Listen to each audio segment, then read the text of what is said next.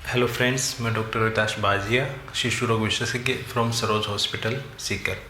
आज हम बात करेंगे इस वीडियो में कि कौन सी वैक्सीन पेनलेस होती हैं और कौन सी पेनफुल वैक्सीन होती हैं।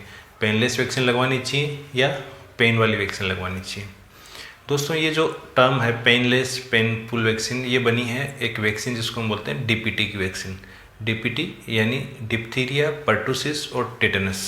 डिप्थीरिया जिसको हम गलघोटू कहते हैं, पर्टुसिस यानी कि कुकर खांसी वाली जो बुखार होती है, और एक टेटनस। इन तीनों की कंबाइंड वैक्सीन आती है जिसको हम डीपीटी वैक्सीन कहते हैं। ये डीपीटी की वैक्सीन बच्चे को 6 हफ्ते पे, 10 हफ्ते पे, 14 हफ्ते की एज पे लगाई जाती है। ये इसकी प्राइमरी सीरीज रहती है। उसके बाद में इसके 2 बूस्टर लगाए जाते हैं। पहला बूस्टर हम लगाते हैं 15 से 18 महीने की उम्र पे, और सेकेंड बूस्टर लगाया जाता है 4 से 5 साल की उम्र में। इसकी जो वैक्सीन की प्रिपरेशन आती थी, उस प्रिपरेशन में क्या आता था कि डिप्थीरिया और टिटनस की जो बीमारी होती हैं, ये जो होती हैं वो इनके बैक्टीरिया से निकलने वाले एक जहरीले पदार्थ जिसको हम टॉक्सोइड कहते हैं, उसकी वजह से होती हैं। तो इन वैक्सीन के अंदर उस टॉक्सोइड को बहुत कम अमाउंट के अंदर उसको एटेनुएट करके, जिससे कि उससे बीमारी नहीं हो लेकिन उससे एंटीबॉडी बन जाए और वो एंटीबॉडी आगे इम्यूनिटी प्रोवाइड करें, इस तरह से उसमें वैक्सीन में प्रिपेयर किया जाता है। और इनके साथ में डाला जाता है पर्टुसिस का बैक्टीरिया, जिसको किल कर दिया जाता है। उसको मार के पर्टुसिस के बैक्टीरिया, उसकी पूरी सेल को इसके अंदर डाल दिया जाता है। तो इसे हम whole cell pertussis DPT vaccine भी कहते थे। तो पहले यही वैक्सीन आया करती थी। इस वैक्सीन से ये देखा गया कि 50% से ऊपर बच्चे जिनको ये वैक्सीन लगाई जाती है, उनमें एक रिएक्शन होती है। क्या रिएक्शन होती है कि इस वैक्सीन को हम इंट्रामस्कुलरली लगाते हैं, यानी मांस के अंदर लगाते हैं। छोटे बच्चों में हम इसको बच्चे की जांघ पे लगाते हैं।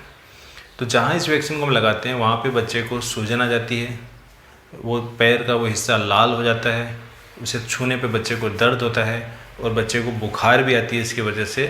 और कुछ बच्चों के अंदर उल्टी होना, फसीनेस, ज़्यादा रोना, चिड़चिड़ापन होना, ये भी देखा गया है। इसके लिए बाद में विकल्प निकाला गया है कि इसमें पूरी अपन बैक्टीरिया नहीं डाल के सिर्फ बैक्टीरिया का वो पार्ट डालें जिससे कि इम्यूनिटी मिलती हो। इसलिए दूसरी वैक्सीन बनी जिसको हम एसेलुलर वैक्सीन कहते हैं, एसेलुलर पर्टुसिस वैक्सीन कहते हैं। उस वैक्सीन के अंदर क्या किया गया है कि डिप्थीरिया और टिटनस का तो टॉक्सोइड वैसे ही डाला गया है, लेकिन इसके अंदर पर्टुसिस की पूरी सेल नहीं डाल के, पूरी कोशिका नहीं डाल के, उसके अंदर सिर्फ उस पर्टुसिस की सेल का वो कंपोनेंट डाला गया है जिसकी वजह से इम्यूनिटी डेवलप होती है। इससे फ़ायदा क्या हुआ? इससे फ़ायदा ये हुआ कि जो लोकल रिएक्शन हो रही थी हर बच्चे के अंदर, रेडनेस होना, स्वेलिंग, बुखार आना, ये कम हो गया, ये होता नहीं है। तो इसलिए इस वैक्सीन को सब पेनलेस वैक्सीन बोलते हैं, क्योंकि बच्चे को दर्द नहीं होता, बच्चे को सूजन नहीं आती, वहाँ पे बुखार नहीं होता, बच्चा घर पे जाके परेशान नहीं होता, इसलिए इसे पेनलेस वैक्सीन कहते हैं। चूँकि ये वैक्सीन पेनलेस थी, इसलिए इसकी एक्सेप्टेंस बहुत अच्छी है। डेवलप्ड कंट्रीज़ के अंदर, जैसे अगर हम बात करें यूएस, यूके वगैरह के अंदर, तो वहाँ पे आजकल पेनलेस वैक्सीन ही लगाई जाती है। होलसेल वाली पेन वाली वैक्सीन वहाँ से हटा दी गई है। इसके बाद में कुछ स्टडीज़ हुई, और उसी के शुरू में कुछ स्टडीज़ में ये भी देखा गया कि जो पेनलेस वैक्सीन है वो ज़्यादा इफेक्टिव नहीं है। तो एक सामाजिक धारणा बन चली कि बहुत से लोग ये कहते हैं कि पेनलेस वाली जो वैक्सीन आती है वो महंगी भी आती है और प्रोटेक्शन भी उतनी नहीं देती, और पेनफुल वाली जो वैक्सीन है वो सस्ती आती है कि वो करीब 500 साढ़े 500 रुपये आ जाती है, और पेनलेस वाली जो देती है वो आपकी 2500 से 3500 रुपये की पड़ती है, लेकिन बच्चा कंफर्ट में रहता है। लेकिन ओवर द टाइम जो स्टडीज आई उनमें ये देखा गया कि 1 साल की उम्र तक पेनलेस और पेनफुल यानी होलसेल और एसेलुलर दोनों वैक्सीन सेम इम्यूनिटी प्रोवाइड करती हैं। 1 साल के बाद में दोनों ही वैक्सीन की इम्यूनिटी कम होना शुरू हो जाती है। इसीलिए 1 साल की उम्र के बाद में, मतलब 15 से 18 महीने पे, फिर 4 से 5 साल पे इनके बूस्टर की ज़रूरत पड़ती है ताकि वो इम्यूनिटी बनी रहे।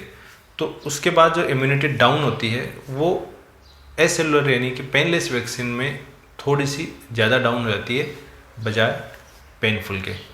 तो पहले ये रिकमेंड नहीं की गई थी, लेकिन अभी इंडिया में भी इंडियन अकेडमी ऑफ पीडियाट्रिक के द्वारा शुरू की जो प्राइमरी सीरीज़ है, यानी कि 6, 10 और 14 वीक्स पे, उस पर एसेलुलर यानी पेनलेस वैक्सीन के लिए उसको अप्रूव किया गया है। बाद में अगर हम चाहें तो जब बच्चा बड़ा जाता है तो 15 से 18 महीने वाला या आगे 4 से 5 साल वाला इंजेक्शन आप पेन वाला यानी होलसेल वाला भी लगवा सकते हैं, क्योंकि बच्चा कंफर्टेबल ज़्यादा रहता है। इसलिए आईपी के द्वारा भी रिकमेंडेड है, विदेशों के अंदर भी सब जगह ये रिकमेंडेड है। अब गवर्नमेंट के अंदर जब हम लगवाते हैं तो अलग से आजकल डीपीटी वैक्सीन नहीं लगती है, वहाँ पे एक इसकी पेंटावेलेंट फॉर्मुलेशन आती है, यानी कि 5 वैक्सीन उसके अंदर होती है, जिसमें एक अपना डीपीटी, पर्टूसिस, टेटनस, इनके साथ में हेपेटाइटिस बी और हिब की वैक्सीन भी मिला दी जाती है। प्राइवेट सेक्टर में जो वैक्सीन आती है, पेनलेस वाली वैक्सीन आती है, उनके अंदर 6 वैक्सीन होती हैं, जिसमें डीपीटी, एसेलुलर पर्टूसिस यानी बिना पेन वाली पर्टूसिस, टेटनस, हेपेटाइटिस बी, हिब और उसके साथ के अंदर आपका इंजेक्टेबल पोलियो वैक्सीन भी होती है। तो इस वैक्सीन के फ़ायदे ये होते हैं कि बच्चे को जब हम ये लगाते हैं तो आपको अलग से पोलियो का वैक्सीन नहीं लगाना पड़ता, अलग से हेपेटाइटिस बी की इंजेक्शन नहीं लगाना पड़ता, अलग से हिब का इंजेक्शन नहीं लगाना पड़ता, सारे 6 इंजेक्शन एक के अंदर ही लग जाते हैं। तो ये इसके फ़ायदे हैं। ओवरऑल हम देखें तो दोनों वैक्सीन्स कंपेरेबल हैं। अगर आप अफोर्ड कर सकते हैं तो आप अपने बच्चे को पेनलेस वैक्सीन लगवाएं। अगर आपकी अफोर्डेबिलिटी का इशू है तो आप पेनफुल लगवाएं, लेकिन इफ़ेक्टिवनेस वगैरह को देख के आप ये सोचें कि ये ज़्यादा इफेक्टिव है पेन वाली, तो उसकी वजह से अगर आप ये डिसीजन ले रहे हैं पेनफुल वैक्सीन लगवाने का तो उसकी आवश्यकता नहीं है। आई होप कि मेरे द्वारा दी गई जानकारी आपको पसंद आई होगी। अगर आपने मेरा चैनल अभी तक सब्सक्राइब नहीं किया है तो मेरे चैनल को ज़रूर सब्सक्राइब करें, लाइक करें और अपने फ्रेंड्स के साथ शेयर करें। Thank you.